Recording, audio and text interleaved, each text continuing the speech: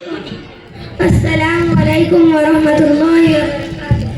અહીંયા ઉપસ્થિત માન્ય મુખ્ય મહેમાન, માન્ય વાલીગણ, માન્ય શિક્ષકગણ અને મારા વહાલા વિદ્યાર્થી મિત્રો, મમ્મી વિશે આપણે બહુ સાંભળ્યું હશે, પરંતુ આપણા જીવનમાં મમ્મીને જેટલું મહત્વ છે એટલું જ આપણા પપ્પાનું યોગદાન છે. તો તેવા આપણા પપ્પા વિશે તમને વાત રજૂ કરવાની છું. દુનિયાભરની લાખ ડિગ્રીઓ હોય, દુનિયાભરની લાખ ડિગ્રીઓ હોય, પણ મા બાપની આંખમાં છલકતા આંસુને વાંચતા ના આવડે તો સાહેબ આપણે અભણ છીએ. શું લખવું એમના વિશે, શું લખવું એમના વિશે, જેમણે મને લખવા માટે કાબિલ બનાવી. મા ઘરનું ગૌરવ તો પિતા ઘરનું અસ્તિત્વ હોય છે. મારી પાસે અશ્રુની ધારા તો પિતા પાસે સંયમ હોય છે.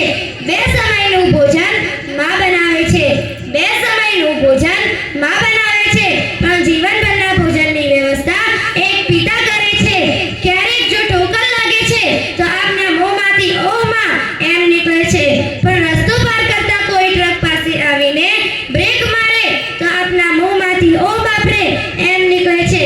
કેમ કે નાના નાના સંકટો માટે માતા યાદ આવે છે, પણ મોટા સંકટો આવે છે ત્યારે પિતા જ યાદ આવે છે.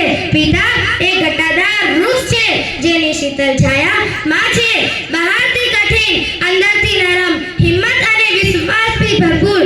સંઘર્ષના વાવાઝોડામાં હિંમતની દિવાલ બનતા પપ્પાને મેં જોયા છે.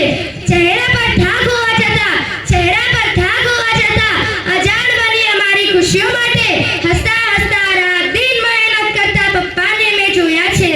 અમારા સપનાઓ પૂરા કરવા માટે તેમની પાઈ પાઈ ભેગી કરીને પોતાના સપનાને તોડી અમારી ખુશી ખરીદતા પપ્પાને મેં જોયા છે.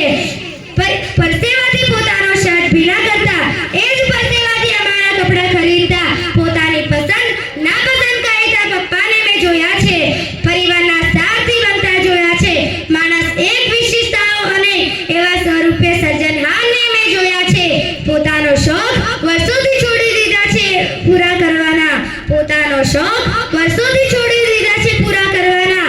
હવે તો બસ એની જરૂરિયાતો જ પૂરી કરતા હોય છે. ખિસ્સા ખાલી હોવા છતાં, ખિસ્સા ખાલી હોવા છતાં સંતાનની દરેક માંગ પૂરી કરે તે માત્ર પિતા હોય છે. પિતા